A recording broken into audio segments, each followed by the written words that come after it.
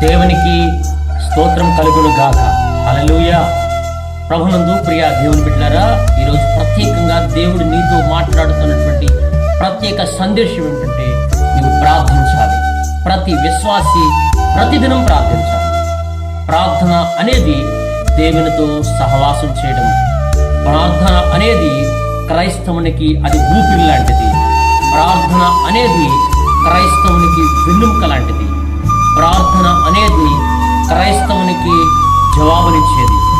ప్రార్థన ద్వారానే దేవుడు అనేక మంది భక్తుల జీవితాల్లో విజయాలు చేకూర్చాడు. ప్రార్థన ద్వారానే అపజయాలు జయించగలిగారు వాడు.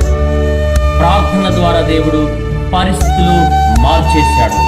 ప్రార్థన ద్వారా ప్రభు అనేక మంది జీవితాలను ఆనందకరంగా చేశాడు. కాబట్టి నువ్వు ప్రతిదినం ప్రార్థించు. ప్రతిదినం దేవునితో సమయం గడపాలని